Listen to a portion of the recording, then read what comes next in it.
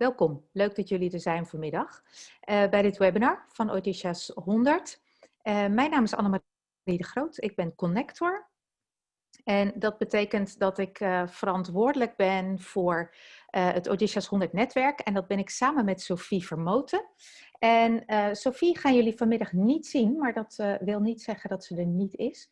Want zij is vandaag onze technical moderator. Dus zij heeft het tot in de puntjes voorbereid. En zij is achter de schermen heel druk. En dat is achter het schermpje, als jullie dat zien, THP. En dan staat er ook nog wel Australië bij soms. Even een kleine uitleg daarbij. Wij gebruiken het Zoom-account van de Hunger Project Australië, ook om geen onnodige kosten te maken. Dus dan weten jullie dat. We zijn vandaag met een mooie groep deelnemers. En er zijn ook een paar mensen die hebben aangegeven dat ze heel druk zijn vanmiddag en hopen nog aan te haken. We merken het vanzelf. Als je erin valt, welkom en doe lekker mee. Voor de mensen die niet aanhaken, die krijgen sowieso de opname toegestuurd. We maken een opname van dit webinar en dat wordt naar jullie toegestuurd. We hebben dit webinar georganiseerd in plaats van ons bedrijfsbezoek dat we zouden hebben. We zouden vandaag naar de drukkerij Wilco BV. En dat lukte helaas niet vanwege corona. We zouden verwelkomd worden door Robert-Jan de Rooij. Hij is directeur van Wilco en Odisha's 100 lid. Maar hij heeft ons toegezegd dat we in het voorjaar welkom zijn. Dus dat houden we gewoon nog te goed. We hebben een mooi alternatief. Ruchi gaat ons vandaag een update geven van het hele gebeuren in India, in het algemeen, wat er nu gebeurt rond corona. En natuurlijk ook in Odisha in het bijzonder. En ze gaat ons ook vertellen over de projecten waar wij in investeren met elkaar. En ook de speciale rol die de vrouwen nu hebben binnen de situatie waar ze nu mee te maken krijgen. Ze zijn een hele belangrijke spil. En daar gaan we over horen. En ze zal ook wat meer vertellen over de voedselhulp die we verstrekt hebben recent. Dat hebben we gedaan voor het eerst in 40 jaar. En zij zal wat meer uitleggen over waarom we dat gedaan hebben. So thank you, Ruchi, for joining us this afternoon. Very welcome to you. Anyone who already knows you and has met you knows that you have a really can-do mentality. And when I speak for myself, that is always very inspiring for me, because it always shows me that when there are obstacles on your road, you just shove them aside. And so I'm very happy to welcome you this afternoon, and I'm very looking forward to everything you're going to tell us about the projects. Ruchi is directeur programma's van de Hunger Project in India en is dus zeer betrokken bij alles wat we doen. Ze was in januari nog in Nederland en in februari met ons mee op investeerdersreis bij de Odisha projecten. Het interview wordt gehouden door Annelies Kanis, onze directeur. En het zal in het Engels zijn, dat zul je begrijpen. We hebben besloten om de rest in het Nederlands te doen, omdat we ook niet willen dat er een obstakel is voor wie dan ook om mee te doen en om mee te luisteren. Dus we stellen straks ook wat vragen of jullie meedoen. Doe het rustig allemaal in het Nederlands. Wij vertalen als dat nodig is. Dus laat dat geen obstakel zijn. Nou, wie doen er mee vanmiddag? Dat zijn met name jullie als Odisha's 100 investeerders. Heel fijn dat jullie aangehaakt zijn. We hebben ook een aantal geïnteresseerden uitgenodigd om mee te kijken. Want dit is natuurlijk toch een heel bijzonder moment om wat meer te horen over de projecten die we doen. Dus ook geïnteresseerde gasten van harte welkom en leuk dat jullie meedoen. Hoe gaan deze komende, pakweg 50 minuten eruit zien? Ik vertel jullie kort nog even iets over het de opzet van dit webinar. Daarna gaat Annelies met Ruchi in gesprek. Een aantal van jullie hebben daar al een vraag voor aangeleverd. En die vragen van jullie, die heeft Annelies al verwerkt in haar vragen voor Ruchi. Maar ik kan me ook heel goed voorstellen dat er, terwijl je zit te luisteren, misschien ook nog een vraag in je opkomt of je een opmerking wil maken. Daar hebben we de chatfunctie voor. Die kun je onderaan je beeldscherm vinden, een beetje in het midden. En als je daarop klikt, dan kun je die chatfunctie gebruiken. En ja, we willen jullie ook echt aanmoedigen om dat gewoon te doen. Want we hebben Ruchi voor onszelf het komende uurtje. Dus als je vragen hebt, stel ze gewoon. Als het vragen zijn die ik kan beantwoorden al, dan doe ik dat in de chat. En andere vragen speel ik door naar Annelies. En die neemt zij weer op in het gesprek met Ruchi. Nou, na het gesprek ga ik jullie nog iets vertellen over Odisha 100. We hebben nog wat nieuwtjes en wat mededelingen. En dan zijn we ongeveer tegen de klok van 5 uur en dan sluiten we dit webinar af. En zoals je ziet zijn, ja, op dit moment ben ik alleen zichtbaar, maar alleen wij, zeg maar de sprekers, zijn zichtbaar. Dus jullie zijn niet zichtbaar, jullie zijn ook niet hoorbaar. Dat hebben we ook bewust gedaan. Je kunt rustig achteroverleunen en er een kop koffie bij drinken. Het maakt allemaal niet uit, wij zien het niet. Jullie kunnen je alleen dus kenbaar maken via de chat.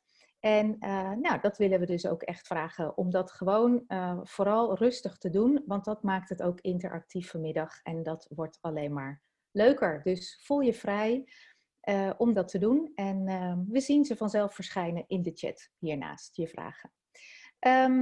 Goed, ik denk dat ik genoeg heb gezegd. We vinden het leuk om te beginnen met een vraag aan jullie, aan de mensen die erbij zijn. En we gebruiken daarvoor een toeltje Mentimeter. Jullie hebben daar al iets over kunnen lezen in de mail die je gekregen hebt. Het is een toeltje waarvoor je verder weinig hoeft te doen. Je moet alleen even op je mobiel menti.com intikken. Je ziet het nu ook op het scherm verschijnen. Als je menti.com intikt, dan kom je op een pagina en daar kun je een code intoetsen. Die code staat bovenaan het scherm, 5299480. En de vraag die we aan jullie willen stellen is, wat komt er eigenlijk in je op als je denkt aan vrouwen in India? En dat is dus een hele algemene vraag, dus het gaat niet specifiek over de vrouwen die wij steunen in Odisha. Het gaat echt over de positie van vrouwen in India. Wat komt er in je op? En je kunt met 1 woord antwoorden en je kan vaker een woord intoetsen. Dus geef die in op je mobiel. En als je dan even naar beneden scrolt, dan vind je daar de submit button. En als je hem invoert, dan verschijnt daar bij ons op het scherm, als het goed is, verschijnen vanzelf de woorden. Dus wat komt er in je op als je denkt aan vrouwen in India? Typ een woord in en ik zie al wat woorden verschijnen. Sterk, prachtig, ondergewaardeerd, ook een mooi woord. Ongelijkheid, heel duidelijk. Wat komt er nog meer op? Kleur, die herken ik ook. Ja, kleurrijk. Kracht van vrouwen, daar.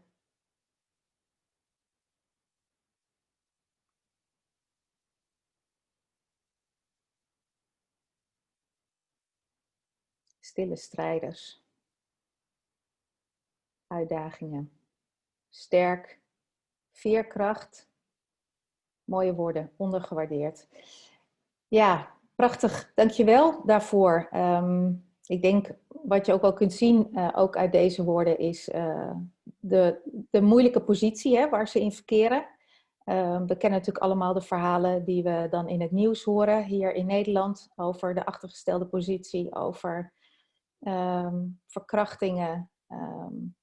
Maar ja, wat wij ook zien, en ik denk dat jullie dat het komende uur gaan horen, is inderdaad die ongelooflijke kracht die ze ook hebben. En hoe mooi ze zijn. En de veerkracht die ze hebben. Nou, dat is denk ik even goed om voor onszelf nu even mee te beginnen. Dit zijn de woorden die we nu, die ons nu te binnen schieten.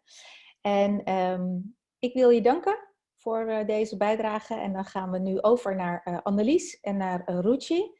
En Annelies gaat Ruchi interviewen. Dus Annelies, aan jou het woord.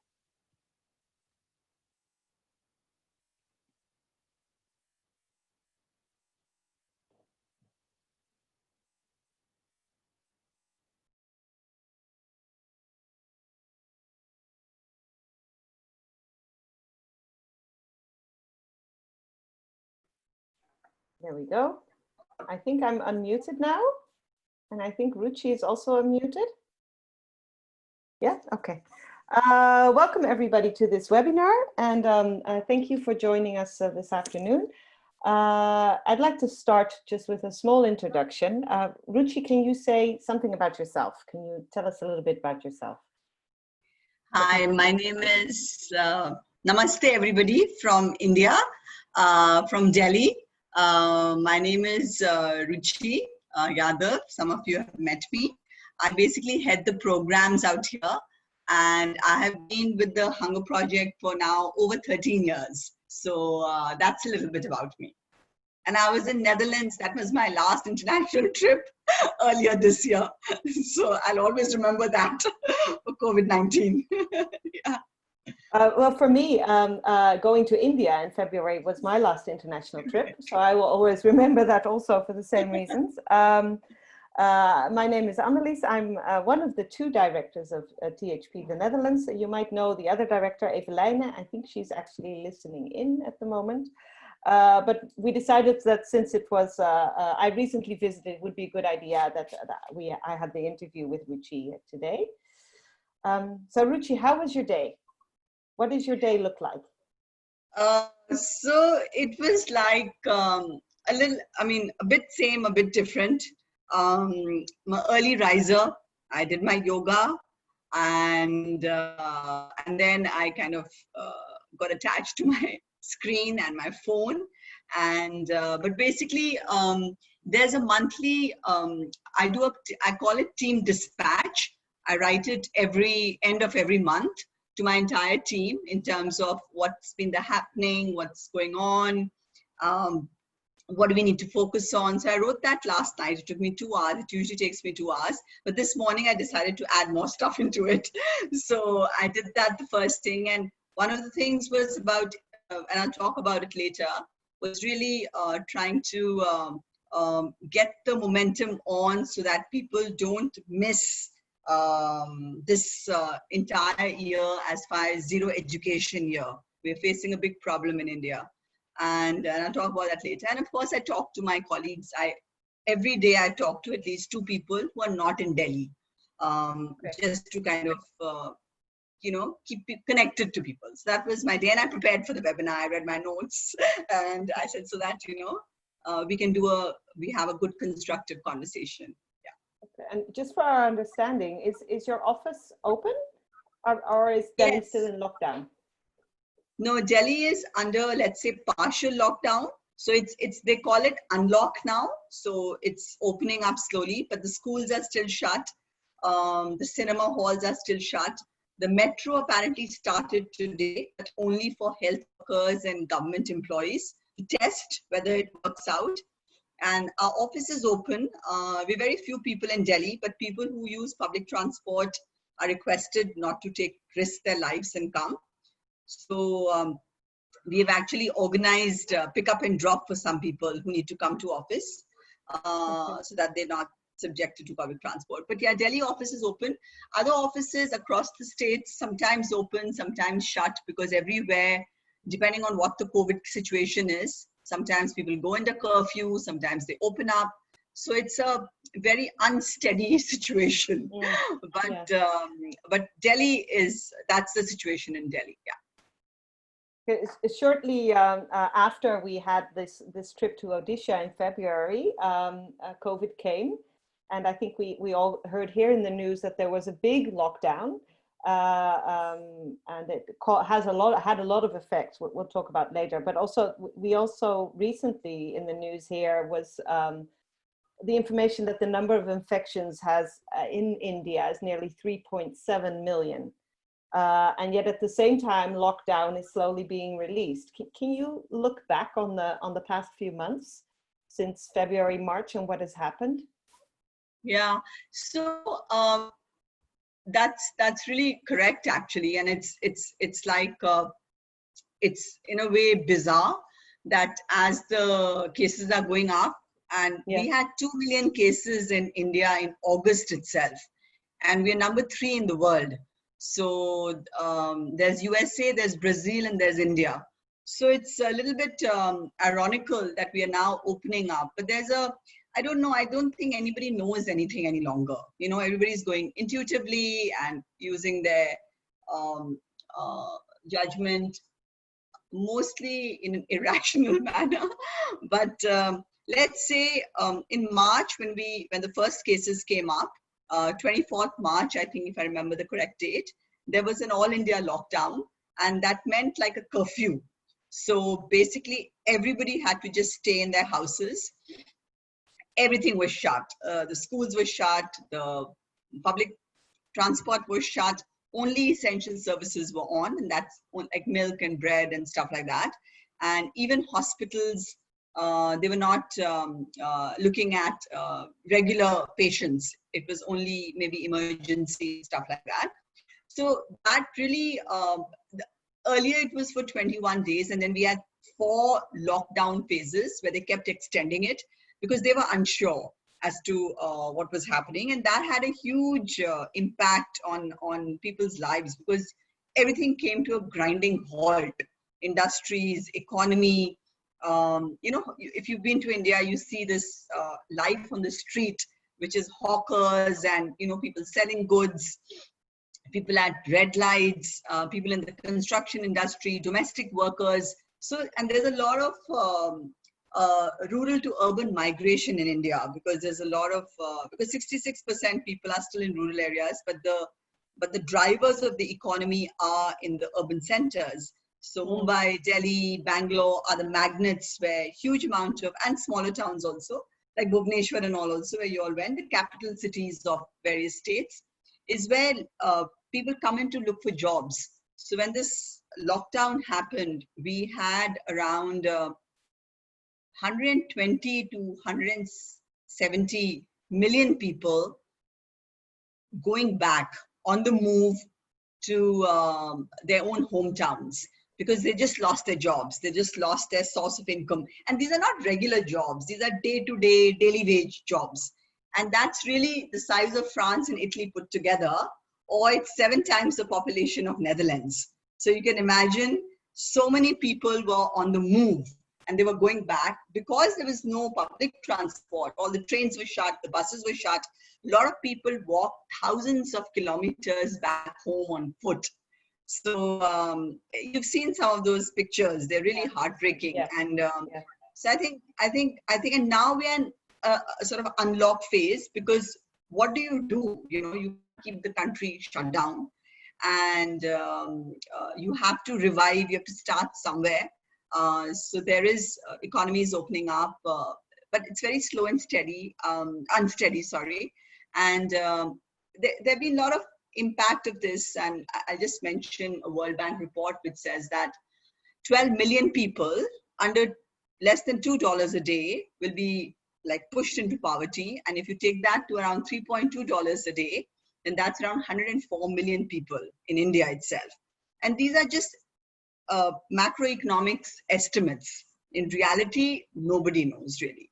So we are in the unlock situation, but there is fear, there is uncertainty, and there's also anxiety, because end of the year, we're going to be starting with a very vibrant festival season. So you have Diwali coming up, you have Dussehra coming up, and people are a little worried that that's when people will just kind of would have lost their minds by then, and will go out and shop, and you know, I don't know. So that's in October, November.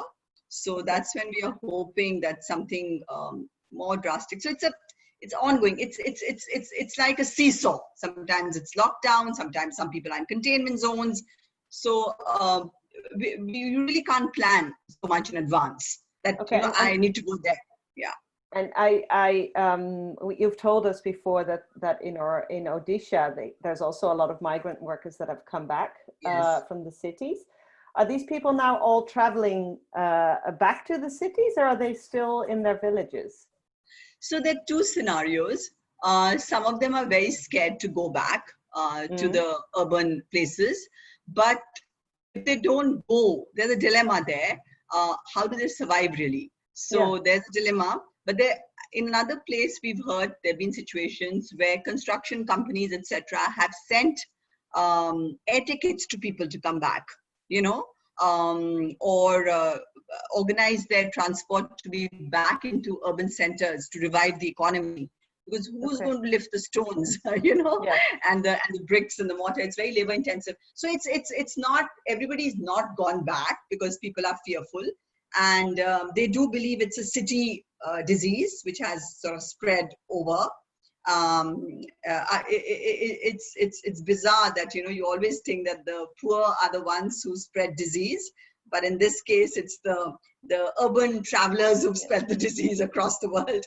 So it's interesting how we have to look at everything class-wise also on top of its head. Yeah. And the situation in particular in Odisha, can you share a little bit more about that? Yes, so in Odisha, currently there are like a lot of migrants came back, and Odisha initially in March, April did not have so many cases of COVID, but because a lot of the migrant labor was traveling from, by being in touch with urban people in sort of Delhi and Mumbai, they sort of by default became carriers of the virus. And so the government there, of course, was very good. There were containment centers that were made to avoid discrimination, because some villages do not want even their loved ones. So Odisha currently has some around, I think somebody just told me around, I think 100,000 active cases, but they're all spread out. And the situation is, there is stress and distress in the economy, because typically Odisha is a poor state, which sends out a lot of people for work as migrant labor. Yeah. So, and also a lot of tribal populations, and typically indigenous people, you know, we've known that across the world, they've been wiped out by disease from outside. So it does have tribal populations and indigenous people. So the government is a little bit scared. People are scared in terms of there are myths floating around as to what's going to, how you get the virus. So we at our end have really been fighting all of that. Yeah. So that's the situation for Odisha. And I think you told us before we've heard from the work in India, that our work in India, that the elected women representatives are also playing a specific role with regard to this stigma and welcoming or not welcoming or isolating the migrant workers. Can you say a little bit about this? Yeah, so it's you know, when we were sitting in our homes in urban centers, we were like, what are we, like, how is anybody going to address this issue? Because it is a health crisis, and none of us are health workers. But surprisingly, the elected women in Odisha, and I think the government also gave them special powers, which did not happen in many other states.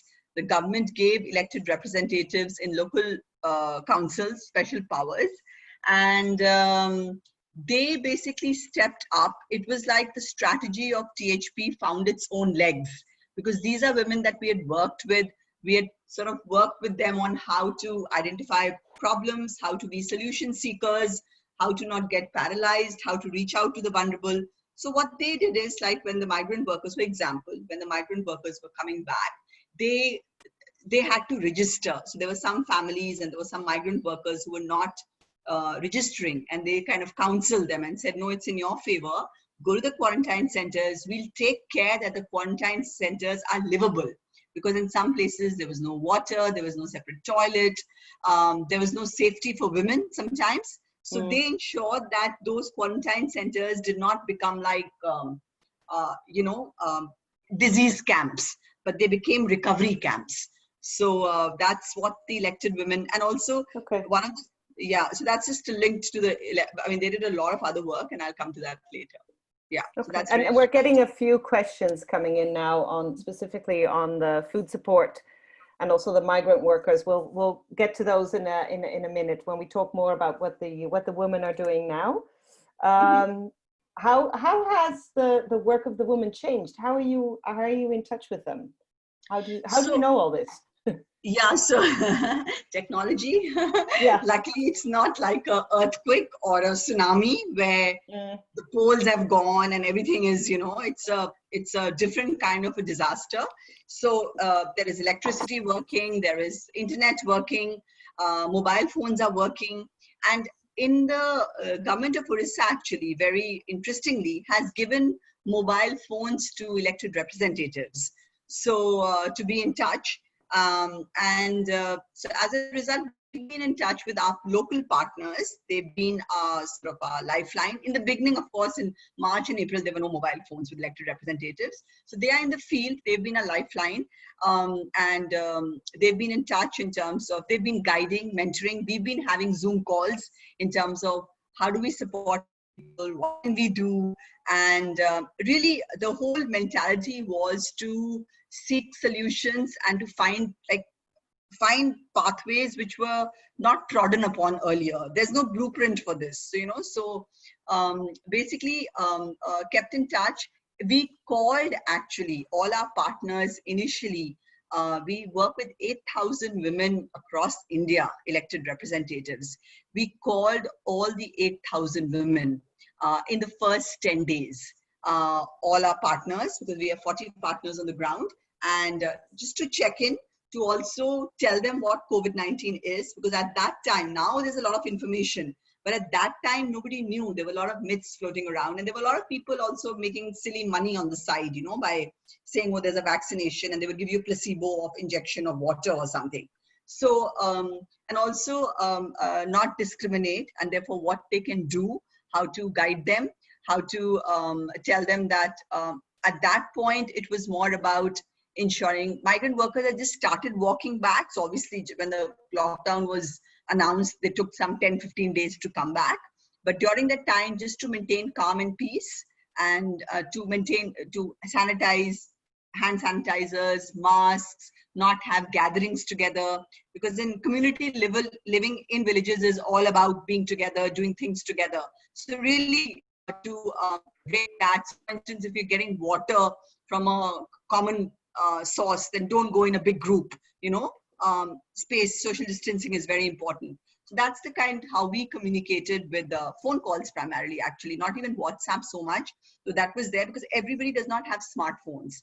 They have the regular. And when these there's another question which just came in, which I think fits into this discussion. But when you look at the role the elected women leaders played, the fact that they were engaged with these migrant workers who were returning, did that jeopardize their position in any way? No, actually, not at all. Because I think they maintained the social distancing. And I think because they were trusted and respected in the community, they had gone about the entire process in a very non-discriminatory and welcoming manner. So even when people were returning home in some villages, people were very hostile to the migrant workers. That's when the elected woman stepped in and said, don't discriminate on the basis of class, on the basis of somebody's job, because they're migrant workers. So I think they rose up to have compassion and empathy. And I think they were already there in the communities. They have done work earlier with them. They know them, there's trust there. So I think there was no trust deficit. I think a lot of people don't listen to people if there's a trust deficit.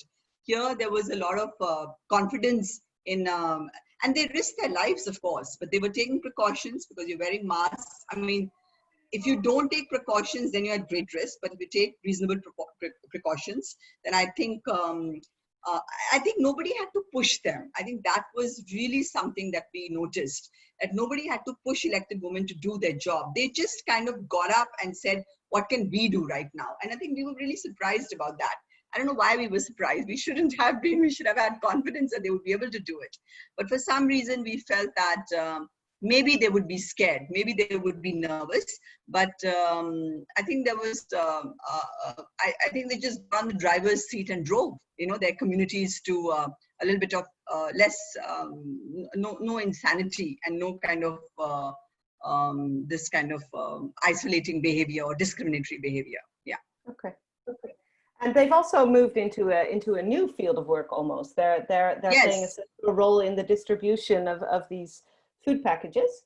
Yes. Maybe just as a small introduction, in June, about 5,700 packages were distributed in Odisha, using the structure that was already there with partner organizations and with elected women leaders. Can you tell us a little bit more about how that went? And I think there's also a video which actually shows this. So I'm not sure whether you want to explain first or show the video first, or do both at the same time. So I'll talk about it a little bit, and then we can show the video. So yeah. Basically, in the I think I understood some Dutch also. Somebody was writing that the government was only providing rice, you know, to as food, because there was distress in the country in terms of hunger and starvation was looming large, and we still don't know how that data is going to play out eventually. So there was this sort of and they know that Hunger Project does not do food distribution work. They were not that, we've always worked, everybody knows us. But there was some it was almost like a cry for help, and a silent cry for help actually. And so it was like, we were in a dilemma.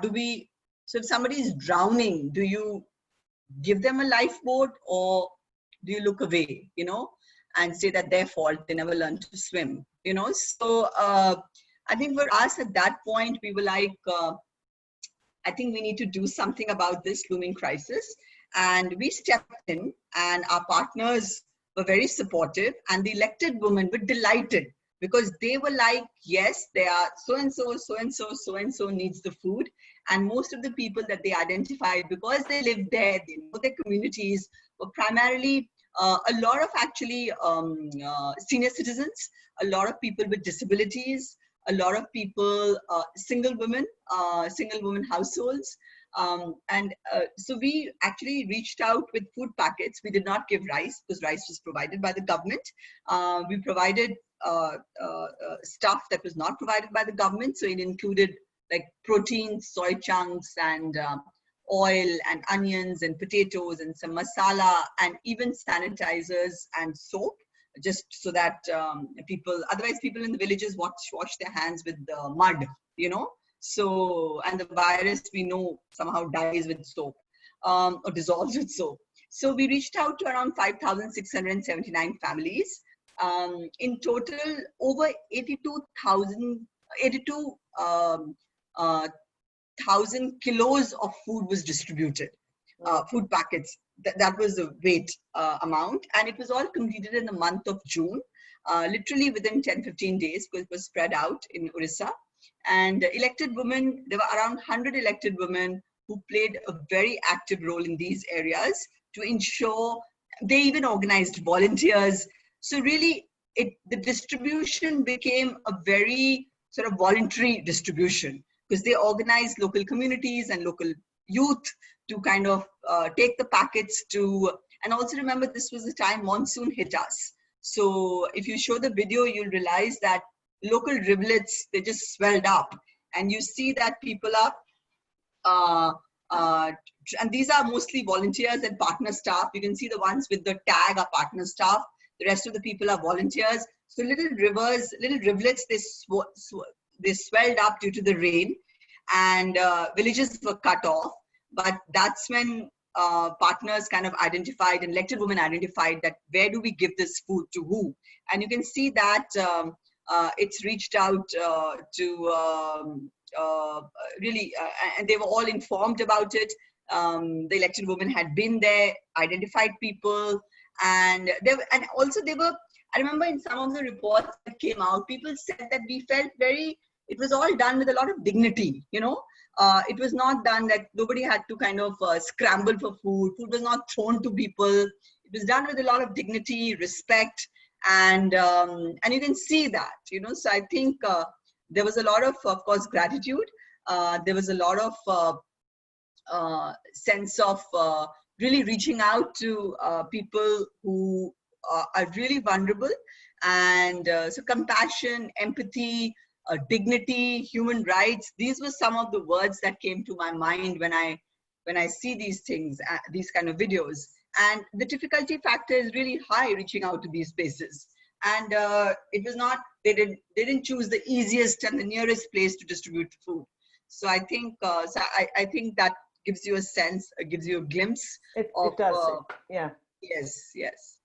But this was a one-off thing in June. Yes. So can you, the people that received this food support in June, do you know how they are doing now and whether this is needed again? So I did talk to, I mean, we've been in touch with our colleagues and everybody that, you know, because it's never going to be enough. You know, we can continue distributing food. And as an organization, Hunger Project has always believed in that that's not the real solution to the problem, because there will always be people who will be on the brink of poverty, and, you know, we don't give handouts. So what do we do now? So the point is that there are government programs, there are government schemes that have kicked in, emergency schemes, which we are trying to connect through the elected women to these people, so that they can, there have been plantation drives, there have been a huge push towards kitchen gardens. Around 700 kitchen gardens have been already established, where they're growing things like, you know, some vegetables like pumpkin and moringa, of course, because in Odisha, actually, people eat moringa. It's part of their diet. So you don't have to introduce a new nutritious food. So bananas and, I mean, it takes time for it to grow, but vegetables takes 2 months, okra and stuff like that. These are some of the, they're doing also. So the other thing that's happening is because people lost wages, they lost money and jobs. What, if you can see the back of, it's written Forest Department. So there are huge social forestry programs that have been undertaken right now. And this is an elected woman who's basically starting the project. And all the people behind, you can see, are people who will plant trees. It's a social forestry project to revive, to do forestation. And around 200,000 trees have been planted. But in the process of planting the saplings, people get wages. They get daily wages. So it's like a livelihood generation project with a social sort of thing. So you plant, of course, trees, which will take time to grow and all that. But I mean, we haven't done the calibration, but it gives you daily wages, daily income. Okay. So around 100 days of, I think people have got around 50 days of wages, and another 50 or so will come in. So I think those are things that we are trying to do. And as well as, for instance, some of the women and people, because indigenous people, even when we were in Odisha, you saw that it's really densely forested. So a lot of people live off the forest. You know, they sell forest produce. So like tamarind and berries and these flowers for medicinal plants, for export into Ayurveda medicines and other kind of local medicines. What happened during the lockdown is that they didn't have a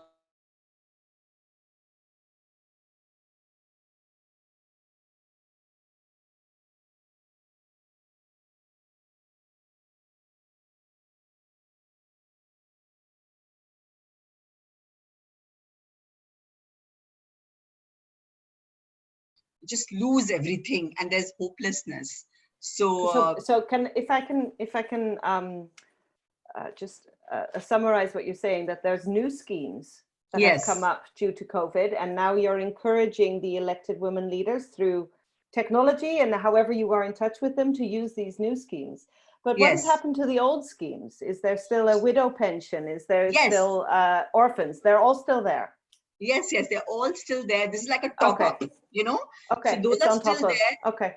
And to ensure that, for instance, because schools are shut, they used to get midday meals. Now they're getting allowances for that. You know, they're getting a dry ration for that. So really ensuring that whatever new schemes have come up in Odisha, people know about them. People know that people know the entitlement. People know that there is no corruption. Somebody is not taking, like, middleman is not selling the stuff in the black market. Plus, there are new schemes coming in. So really, our partners are in touch with the elected women, and the activities have actually resumed in August. They've resumed in August. We are having more, basically we are having more activities with fewer people.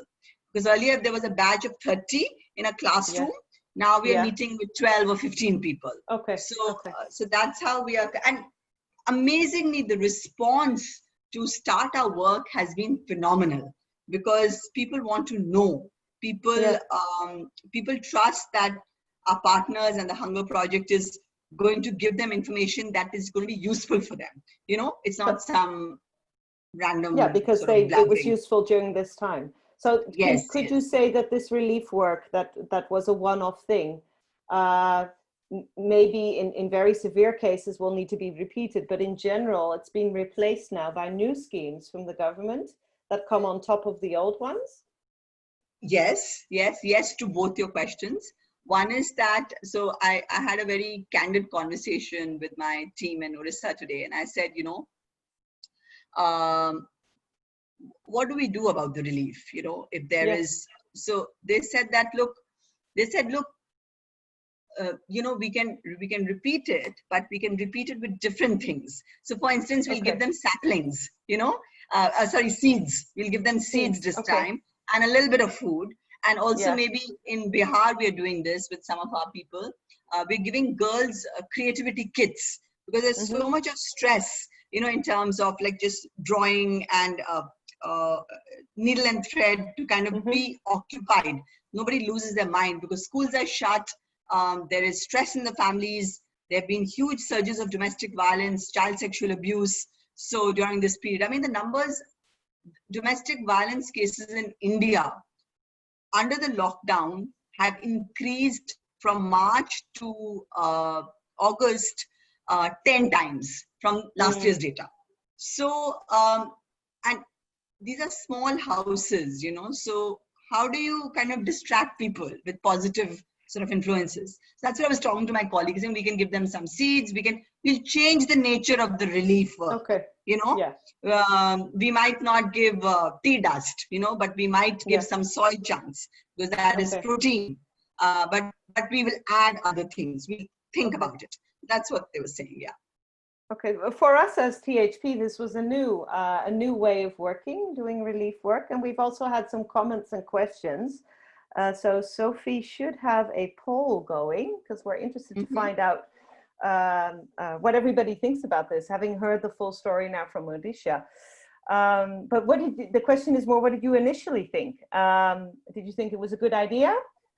Did you think, oh, I'm not too sure, I would need some more information? Or did you think, no, this really undermines the principles of the organization of no handouts? So we're very interested in hearing. If you could click on the answer that applies to you, we can see the outcome, and we can see if there's some more explanation or some more questions to follow.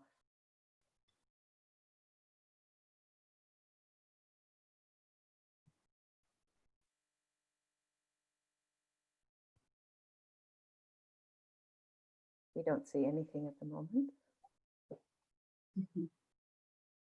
There we go. Okay, there's still quite a few people who say, I would like some more information. Maybe if you could, in the chat box, say what you would like to know more. There's been some questions, and I think we've tackled a few of them, but maybe I didn't quite understand the question, or something different was meant.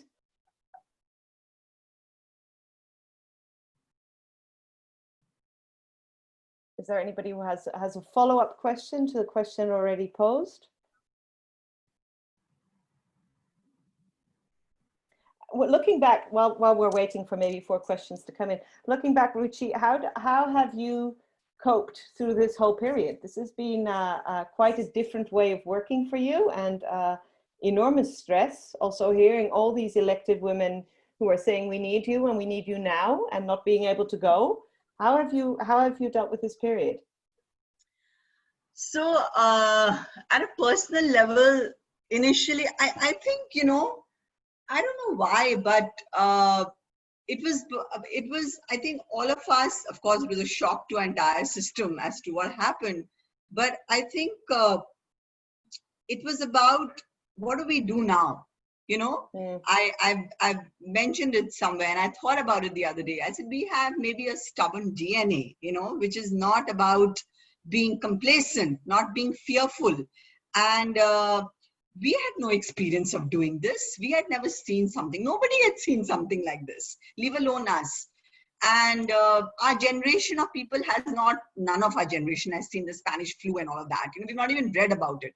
I had not even seen the movie, that Contagion movie. I saw it after this, you know. So, so I actually saw the movie, you know, and I said, okay, what is this? But I think from our side, we just said, what do we do with our phones? What do we do with our laptops? We are still communicating. As I said, this is not a earthquake or a tsunami where everything is flattened out. We are comfortable in our homes. There's an invisible virus out there. The community is in stress. We cannot travel, but our voices can travel. Our ideas can travel. Connection can travel with people. So what do we how do we do it? So I think the first thing that we did was, let's just contact all the 8,000 people. So it's like anybody would do that. All of us reached out to our friends, to our families. Are you okay? So for us, this is our larger family, you know. And so everybody on the ground, we knew we had this sort of, they were our frontline workers, actually, all the partners. And they were very enthusiastic.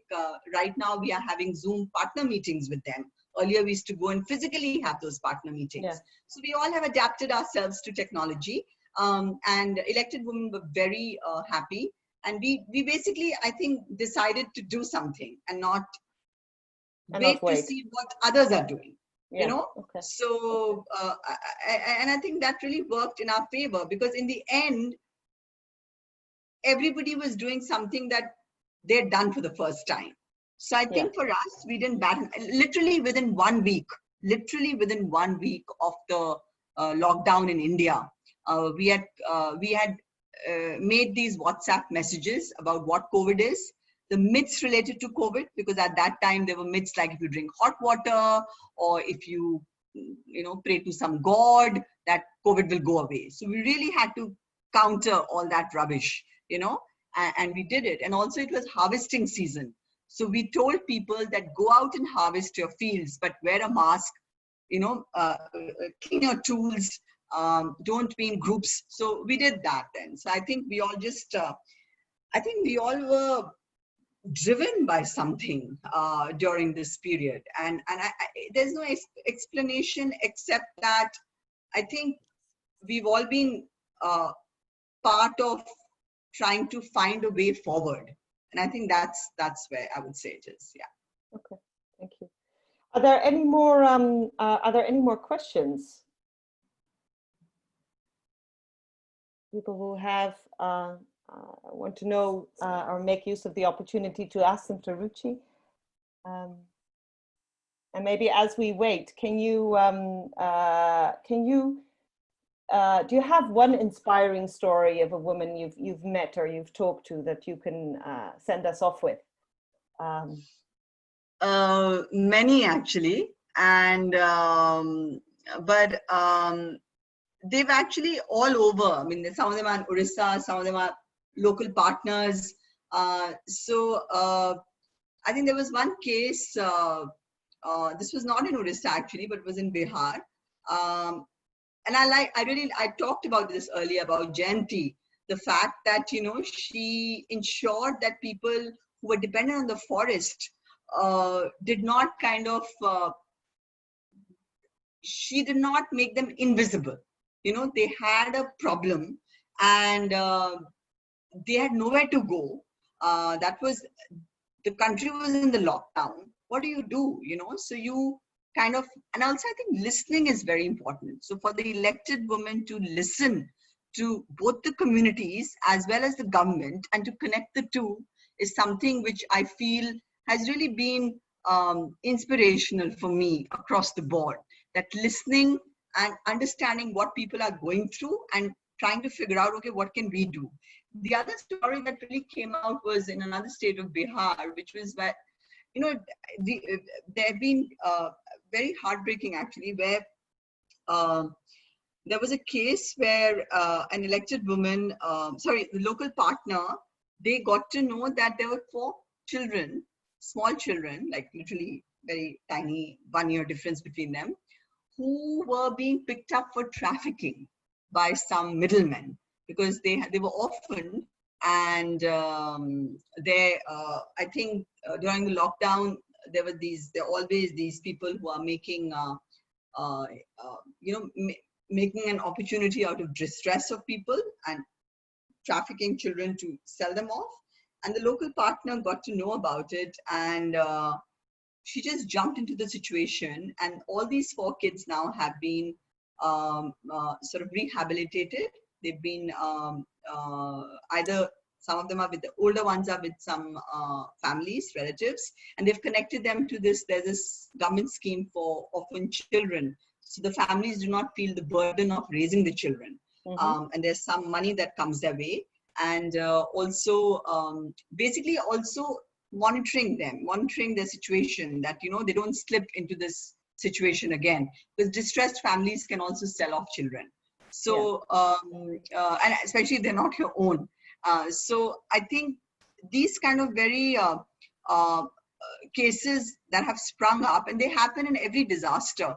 The other thing that I think in Odisha also, which we are seeing a big time, is the whole incidence of pressure of early child marriage or child marriage at large. So with young girls, and we've seen this in disasters like in Ebola, when it broke out in West Africa. There was a surge of early child marriage. So there is precedence about this. It's a different part of the world, but here also there's some patterns of human behavior. Wherever you are on the planet, they repeat themselves. So here also we're seeing a surge for that and anticipating it. So really, because of the relief work, actually, it's very interesting. Because if we had not done the relief work, I mean, of course, people would have gone out and met the communities. But because of the relief work, we actually went out to the most vulnerable families and physically saw, where there was a problem. Otherwise, it would have been through a phone call or through somebody's messaging. Here, you physically went and saw, like you saw the video where you were going. Yeah. So I think that really helped. The eyeballs were there, And I remember that famous American journalist, Christiane Amanpour, she's always talked about it, that, different crises in the world in history, like Rwanda did not gain so much of traction because everybody was on Bosnia at that time.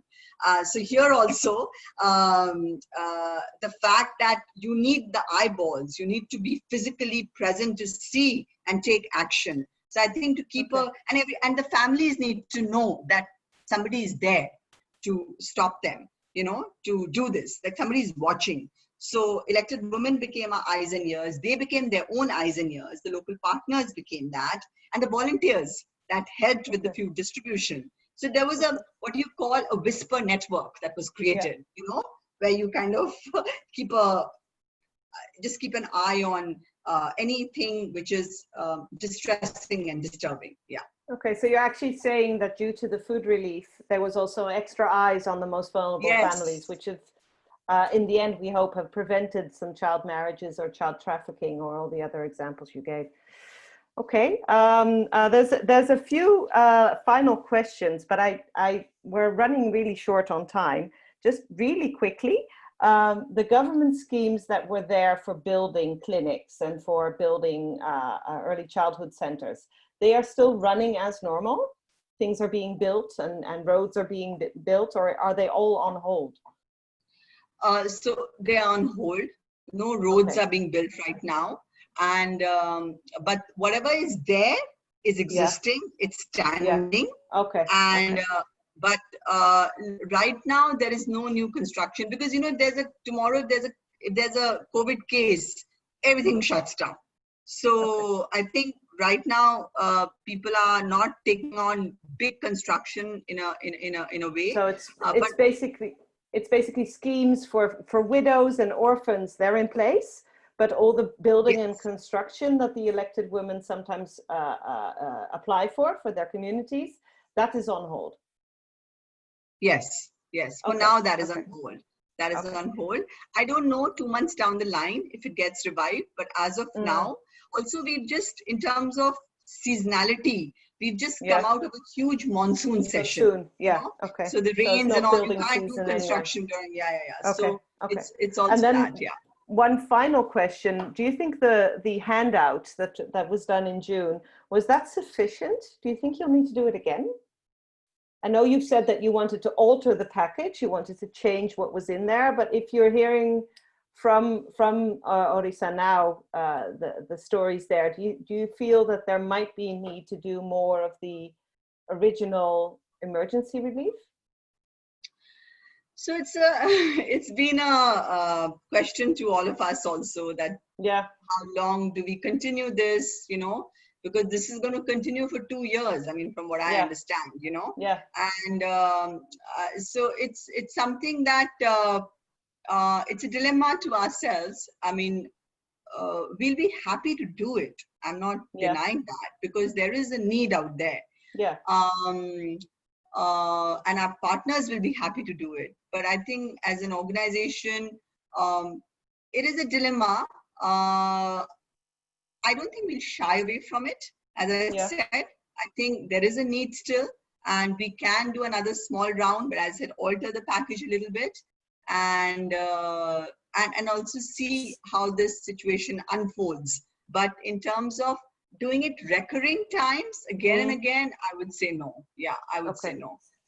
But maybe one more time, just so that, you know, we get a sense also what's going on in the field. We got to know more what's going on in the field. I think it helps us design our program and our interventions and our communication even better. But do we want to do it every 4 months? I don't think so. No. You know, but yes, yeah. Thank you. Ruchi, I'd just really like to thank you for answering all our questions. And I think there's still some more coming in, but there's also a possibility for people to, after we finish the interview, which is almost now, to hand in some more questions that we can follow up on later with you, so that we can send some more information. I'd really like to thank you for, at one point you said, we can do one thing, we can share our voices, we can talk to people and we can listen. And I'd like to thank you for sharing your voice with us today and explaining what's going on. I hope people have a good idea. I think they do as much as possible within the short time we had. So I really like to thank you for answering all those. And if there are any things that still raise questions, we'll find a way to ask you afterwards later in the week and get back to people.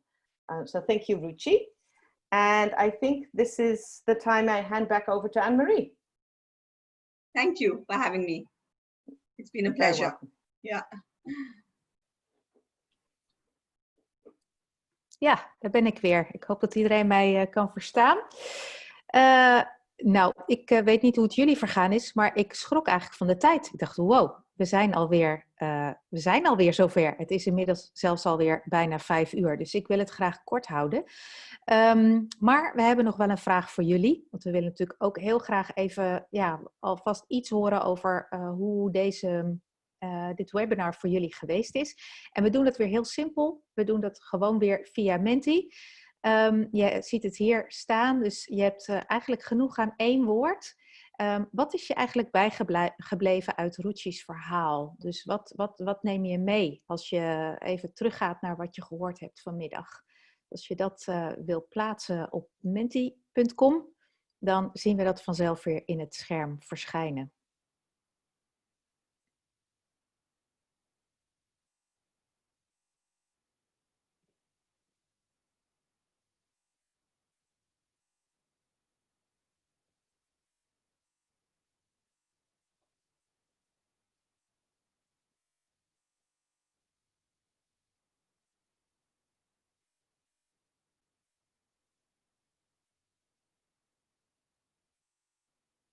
Eyeballs, being there, doorgaan. Zoveel nodig, dat is ook zo. Ja. Zoveel te doen. Ja, ik weet niet hoe dat voor jullie is, maar als ik die verhalen hoor van Ruchi en over de vrouwen die we daar ondersteunen, dan ben ik altijd weer onder de indruk van hun kracht. En dan denk ik, ja, er is heel veel te doen. En precies ook wat Ruchi zei. Ze hebben niet hoeven vragen wat ze, of ze iets wilden gaan doen. Maar de vrouwen stonden ook gewoon op en zijn aan de slag gegaan. En gaan gewoon door. Dus ze hebben enorme kracht, enorm doorzettingsvermogen. Dus ook het doorgaan. Wij gaan door met het ondersteunen van deze vrouwen. En zij gaan door met het werk daar. Heel veel dank voor deze feedback. Hartstikke fijn. Ik wil graag dit webinar nog afsluiten met een paar korte dingen. Ik zal het echt proberen om het even kort te houden. Allereerst, de opname van dit webinar komt morgen naar jullie toe. Morgen komt de Odisha update weer bij jullie in de mail. Daar zit er een link in naar de opname. Met wat aanvullende foto's en informatie. Verder hebben we, en dat zul je ook wel begrijpen, ook weer na dit webinar, hebben we ook echt nog nieuwe investeerders nodig. En zeker in deze tijd, dit jaar, is dat lastig. Het is lastig om bij mensen langs te gaan. Het is lastig om contact te maken, om bij netwerken langs te gaan. Dus we kunnen jullie hulp daar heel goed bij gebruiken. En wij hebben daarvoor 2 dingen ontwikkeld. Die komen ook jullie, of tenminste het ene komt jullie kant op. En dat is een nieuwe folder die we aan het maken zijn op dit moment. Waarin we ook met kort en krachtig, maar ook met cijfers uitleggen wat we doen, wie we zijn. En we zullen, als we deze onder jullie verspreiden, ook aan jullie vragen om eens in je eigen netwerk te kijken. Wie zijn nou mensen in jullie netwerk voor wie dit interessant kan zijn? Deel het dan en moedig ze ook aan om met mij contact op te nemen, zodat ik een keer langs kan gaan voor een kop koffie. Om te kijken of ook zij aan willen haken en mee willen investeren in deze fantastische vrouwen die dit belangrijke werk doen. Daarnaast hebben wij een lezing ontwikkeld. Een hele inspirerende lezing, moet ik zeggen. Een presentatie die ik ook heel graag hou voor ondernemersnetwerken, waarin het gaat over ontdekken wat je nog meer kunt doen. En op het moment dat je denkt dat je vastzit, welke mogelijkheden zijn er om toch door te gaan? Het gaat over leiderschap, het gaat over ondernemerschap. Met daarbij de voorbeelden uit onze projecten. Super inspirerend. Ook daar kunnen jullie meer over lezen in de update die jullie krijgen. Meer informatie. Het is uiteraard voor ons bedoeld ook om weer met de goede mensen in contact te komen. Om te kijken of mensen geïnteresseerd zijn om mee op te trekken met ons in het einde van de honger. Om mee te investeren in Odisha's 100. Jullie zijn ongetwijfeld allemaal lid van verschillende netwerken. Die netwerken zijn op dit moment of de komende maanden weer op zoek naar sprekers voor volgend jaar, voor hun bijeenkomsten. Denk je nou, dit netwerk is voor de Hunger Project interessant en de Hunger Project en het verhaal is voor dit netwerk interessant, breng ons dan met elkaar in contact. Ik kom het verhaal heel graag vertellen en zo steeds meer mensen bekendmaken met wie we zijn en wat we doen. Zoals ik zei, meer daarover morgen in de Odisha update. Ik wil het hierbij laten. Ik wil jullie heel erg bedanken dat jullie erbij waren. Jullie krijgen zometeen, als je dit afsluit, krijg je nog een vraag wat je ervan vond, of je wat feedback kan geven. Daar kun je ook nog vragen stellen die je misschien nog hebt voor Ruchi. Zoals Annelies zei, we gaan die zeker nog aan haar stellen en we komen daar bij jullie op terug. Dus als je dat kunt invullen voor ons, heel graag. Heb je opmerkingen, aanmerkingen? Wil je ons iets vertellen? Neem gerust contact met ons op. Neem contact met mij op. Daarvoor ben ik er. Ik beantwoord alles graag en hoor ook tips, trucs, alles wat je kwijt wil. Dus doe dat vooral. Dan rest mij om jullie nu heel erg te bedanken voor je aanwezigheid. En dan wil ik jullie een hele fijne avond wensen. En dan hoop ik dat we elkaar over toch niet al te lange termijn ook weer eens live kunnen tegenkomen. Een hele fijne avond. Dank je wel en graag tot ziens.